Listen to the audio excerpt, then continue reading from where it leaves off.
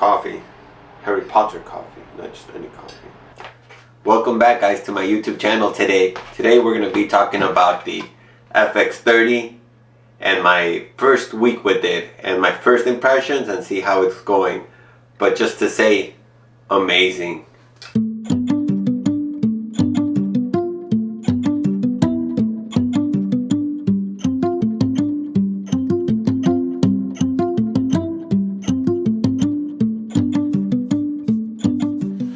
The first thing that I start with doing with my camera is always putting the SD card in the slot.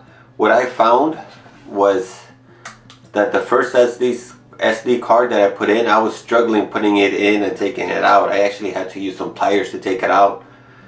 And then after I thought I had to return the camera, but after a few things, I just had to clean the camera. I just had to go like this. I don't know if when I opened the SD card it was a little bit sticky, but I just had to go like this and it was good. We were good to go. The slots, when you click in, the little click in, it's not as nice as the Sony A7 IV. This just doesn't rebound the same, it doesn't feel the same. And I wonder if it's like that in the FX3, the professional. It's the same body, has a little bit of differences. I wonder if that's one of the differences with the FX3. After having this camera for 1 week, I've been getting used to the button layout and how it's set up. So we have the iris, which is the aperture. We have white balance, which I changed to a different one. And then we have the ISO, which I kept as ISO just because it says ISO. I might be switching it in the future. I'll let you guys know in just a moment why. I'll explain it with the video along here. And then the shutter, here the shutter, that's the other button. So let me turn it on and let me show you. Going over the buttons, I have this one here that says shutter, and if you press it, you see that it locks right there. So if I move my shutter, it will move it and it'll warn me that the shutter's locked right now. And then if I press it again, it'll unlock it and I can move my shutter however I like. If I hold it, it'll send it to auto. And then same thing with the iris button here. So if I press it once, you see the AV went to lock mode. Press it again, it'll unlock it. If I go ahead and hold it, it'll go ahead and throw it to auto mode. And then same thing with the ISO, hold, auto, hold again, remove the auto, press it, it locks it. And here's where I change the layout, that I might change the layout. So if I have my ISO in manual mode, I'll unlock it, and then I'll move it around, right? So my problem is I'm using this button right here. So I'm using the top button, but I'm using this dial to change that. And it threw me off. It has thrown me off actually the few times I used it. I haven't gotten to change the settings. I've been trying it like this just because I only had it for 1 week, but I think I'm going to change the settings. Even though it says shutter, I'm going to switch that one to ISO. So when I lock or put it to auto, it'll be the ISO. I'm going to change this one to shutter. And then this is my shutter. This little wheel here is my shutter one. So I'll switch that to shutter even though it says ISO.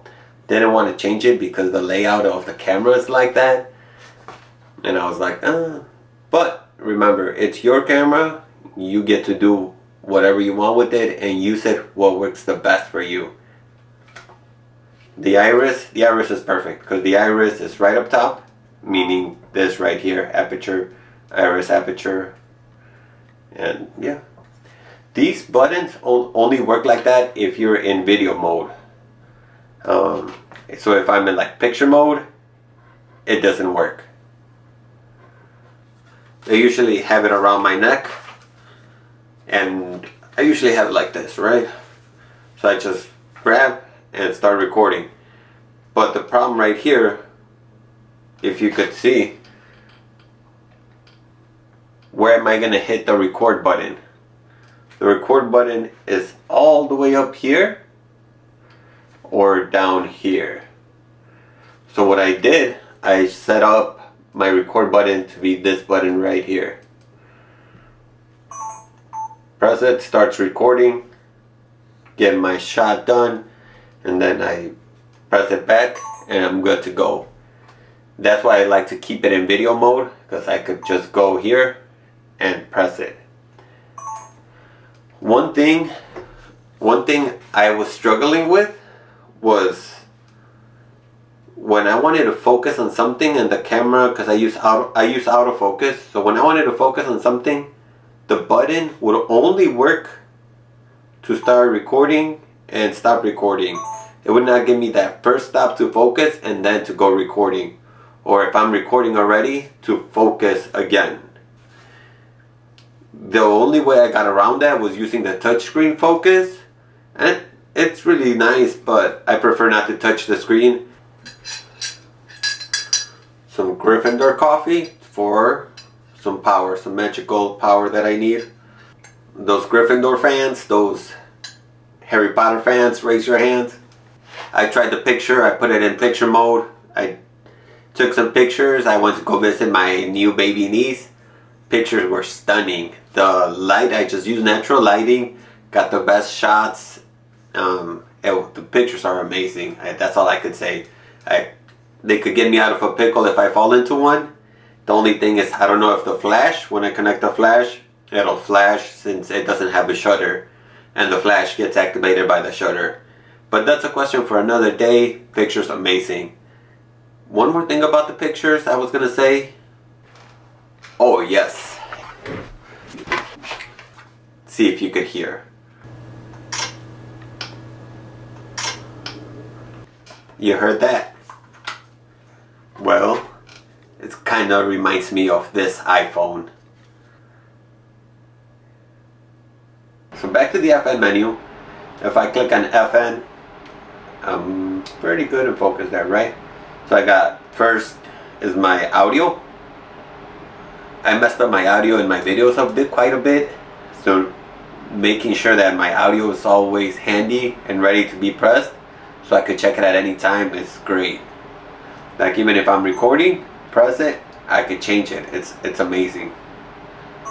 And it'll be a game changer for me, definitely game changer. Then we have the focus mode, just switching focus mode, manual, continuous focus.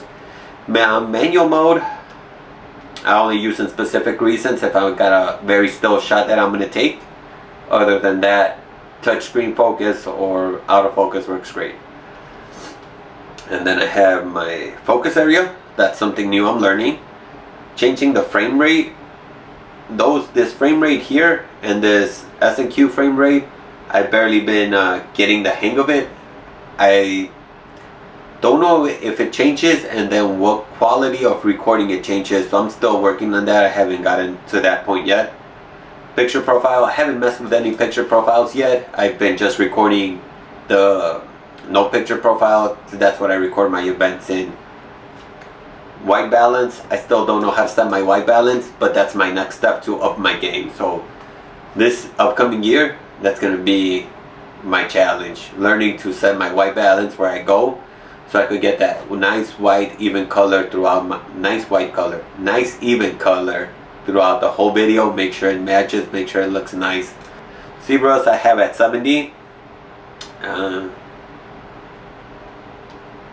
I use them sometimes I don't use them. Sometimes they're annoying, sometimes they're not. Sometimes they're helpful, sometimes they're not. I haven't gotten the hang of them a lot, but I like them in certain cases. Active stabilization, that's a video for another day. Then here's where we change the file format. This is where I get confused, alright? So I change from HS to S to HD, but I don't know, like, In this mode we have this, but then when you go to movie settings you have this options here, which is what I'm confused when I change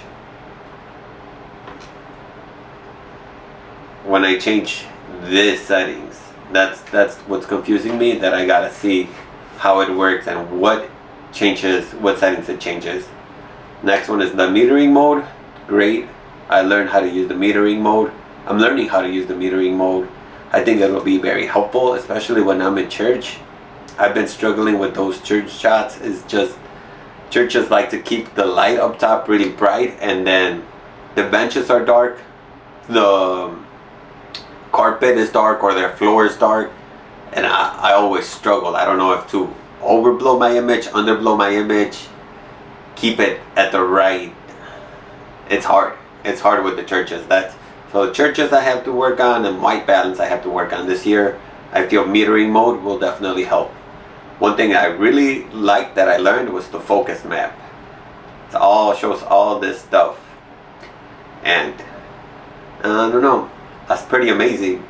This, when it comes to small detail, when I'm in very fine aperture, close-up shot, B-roll shots, this I think would definitely come out helpful, and I'm excited to use it on that. And that's my whole F menu, how I have it set up at the moment. See if it changes in the future. I'll review it over. Just look at it. Just look at it. It's amazing. Let me put the other lens so you can see how nice it looks with that other lens. Look at that. I don't even have to go record. Just looking at it, looking at all that technology, all that power in this camera, just makes me happy. Look at that size. Look at the growth. Amazing. Quick note, haven't tried my 85 1.8 lens in this camera. I'm excited to try it because it'll give me that very buttery, smooth, clear, clean background, all blurry and with. Thank you guys for watching this video. Thank you for following me on this adventure of Sony FX30 cinema line camera. Hope you guys liked it. Go ahead and hit that like, share, subscribe, and I'll see you guys in the next video. I've been shooting in 4K, crop sensor, the crop focus, the crop factor. I haven't played around with it because I don't know. And stabilization is awesome. This lens doesn't have it, but the other one does, so the video's been great with just walking stabilization. But that's a whole other video for another day.